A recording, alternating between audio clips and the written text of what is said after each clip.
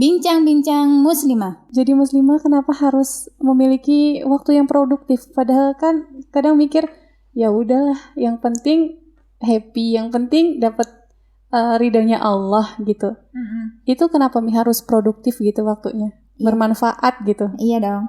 Ya pastinya harus manfaat. Jadi gini, kalau kita terkadang nih, kalau kita bilang kita cuma ngarepin ridha Allah gitu ya.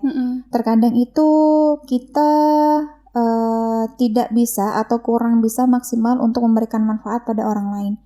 Gitu, padahal di situ ada beberapa hal gitu yang dimana dalam suatu hadis riwayat dari At-Tirmizi, di situ Rasulullah berkata bahwasanya tidak akan bergeser kedua kaki anak Adam di hari kiamat dari sisi Robnya sebelum ditanya tentang 5 hal gitu ya. 5 apa hal itu, Mi? Iya, 5 hal itu yang pertama dia usianya, umurnya itu dihabiskan untuk apa? Nah, kalau itu akan ditanya, kalau akan ditanya. Jadi mulai kita sudah paham hak yang batil, ya, udah paham tentang mana yang hak, mana yang batil, sudah balik, sudah mulai mengerjakan kewajiban-kewajiban, terus kemudian sampai dengan kita menghembuskan nafas terakhir itu, kelak akan dimintai semua pertanggungjawaban, ya, di sisi Allah. Nah, itu yang pertama. Kemudian yang kedua, masa muda kita nih. Nah, masa muda kita juga akan ditanya, dipakai buat apa sih masa mudanya? Gitu. Nah, masa muda itu kan ya mungkin di usia-usia kita sekarang ya, usia-usia yang sangat produktif gitu. Iya, sayang banget seandainya usia-usia produktif itu kita lalaikan, kita habiskan hanya untuk hal yang sia-sia. Ya, kalau kita sering baca gitu, begitu di sirah para sahabat itu mereka berjaya, mereka sudah mulai produktif, mereka jadi pemimpin besar, jadi ahli ilmu, ahli Quran. Itu di usia yang sangat belia, gitu, di usia-usia muda mereka mampu memberikan sumbangsih yang besar atau produktif untuk kejayaan Islam. Gitu contohnya. Masya Allah. Gitu. Mereka bisa dan kita juga harus bisa gitu ya. Nah, insya Allah kita contoh dari mulai keseharian mereka, akhlak mereka, adab-adab mereka, kita contoh semuanya. Semangat mereka dan spirit mereka tentunya ya. Gitu. Nah, terus kemudian yang ketiga nih, selain umur dan masa muda, juga akhlak akan ditanya dari mana kita mendapatkan harta, kemudian untuk apa harta itu kita belanjakan, itu, dan terakhir juga tentang ilmu, ya. Ilmu yang kita punya itu kita akan pergunakan buat apa? Kita gunakan buat apa selama kita di dunia ini, begitu. Nah, kemudian selain itu ada juga dari Ibnu Qayyim, beliau mengatakan bahwa wanita itu merupakan setengah dari masyarakat, ya, yang melahirkan setengah lainnya. Dalam kata lain, wanita itu sangat berperan di dalam peradaban. Begitu. Ya, kalau kita bicara tentang peradaban itu kan suatu hal yang besar gitu kan. Tidak mungkin peradaban itu dibangun dan akan tumbuh dengan orang-orang yang lemah di dalamnya. Dan dari sini beliau mengatakan bahwa wanita itu berperan sangat besar gitu. Jadi nggak mungkin juga kalau wanita di sini hanya sebatas wanita yang lemah gitu, wanita leha-leha aja gitu, wanita yang malas-malasan, nggak mungkin gitu. Jadi dari sini secara tersirat maka dihimbau untuk para wanita itu untuk bisa menjadi wanita yang kuat mentalnya, kuat imannya, dan juga wanita yang produktif dalam berbuat kebaikan atau beramal sholih gitu. Nah, yang terakhir tuh di sini juga produktif. Untuk kata-kata produktif sendiri itu termasuk dari salah satu karakter dari pribadi Muslim loh. Oh gitu ya, Mi? Iya, ada 2 hal gitu. Yang pertama di situ ada nafi'un li ghairihi, ya, di mana Rasulullah bersabda bahwasanya orang yang paling bermanfaat, orang yang sebaik-baik manusia adalah manusia yang bermanfaat bagi orang lain. Seperti itu. Ya, harus memberikan manfaat pada orang lain. Ya, kalau kita malas-malasan ya nggak mungkin ya kita memberikan manfaat ya. Yang ada malah ngerepotin gitu kan ya. Untuk diri sendiri aja nggak bermanfaat ya Allah. Nah, terus yang kedua di situ ada harisun ala waqtihi, yaitu pandai menjaga waktu. Nah, teman-teman pasti sudah kenal dengan surat Al-Asr ya. Di situ, demi masa sesungguhnya manusia itu dalam kerugian kecuali mereka yang beriman, beramal salih, kemudian saling mengingatkan dalam kebaikan dan kesabaran. Nah, ayat itu juga sebenarnya sudah cukup untuk memotivasi diri kita untuk menjadi lebih produktif lagi, seperti itu. Masya Allah, kita sama-sama dikasih Allah 24 jam ya Mi. Iya betul. Jadi kalau ada orang yang produktif terus kita yang masih diem aja, kemudian banyakin waktu untuk hal yang gak bermanfaat, itu kayak sia-sia gitu ya Mi ya. Iya, sedih harusnya. Masya Allah.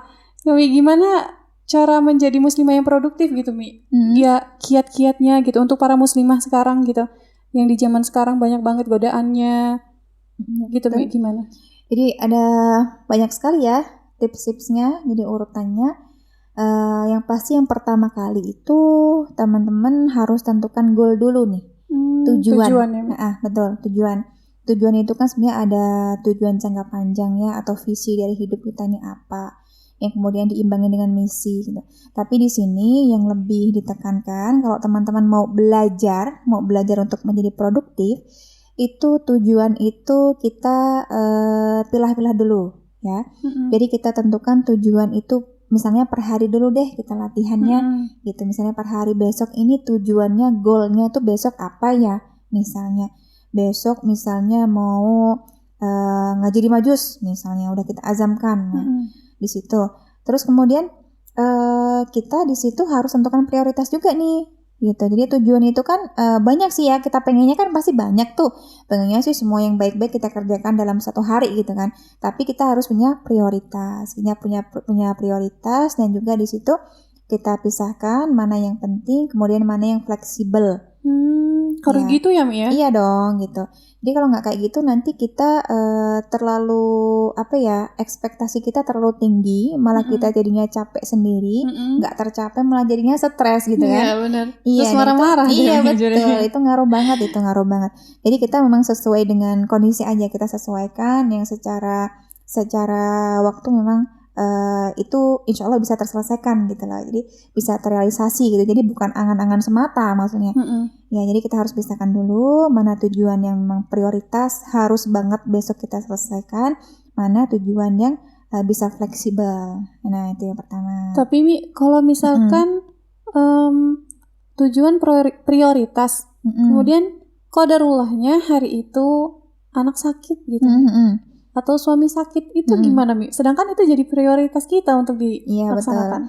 Iya, itu qadarullah ya. Qadarullah itu memang takdir Allah, itu memang kita nggak bisa ngatur ya. Nah, itu masuk kepada ranah darurat ya. Darurat. Jadi yang penting itu sudah kita niatkan untuk berbuat kebaikan, untuk beramal sholih, untuk berproduktivitas ya, untuk berkarya. Tapi ketika memang hari itu Allah takdirkan ada kendala-kendala seperti itu ya, kendala-kendala yang syar'i, maka insya Allah itu nggak masalah. Kita harus segera reschedule nih. Ya, jadi kapan ya agenda ini kemarin belum bisa karena qadarullah ada kejadian A, B, C. Maka kapan ya ini harus kita laksanakan, harus kita cadangkan seperti itu gitu. Harus husnuzon juga sama Allah ya. Iya dong, harus ikhlas husnuzon. Pasti ada maksud, ada hikmah di balik semua yang Allah takdirkan tersebut. Masya Allah. Ya. Lanjut Mi, gimana lagi kiat-kiatnya? Baik, tadi yang pertama ya, jadi kita harus tentukan tujuan dulu, goal dulu. Kemudian yang keduanya, kita harus pintar dalam manajemen waktu. Ya, kembali lagi ke manajemen waktu.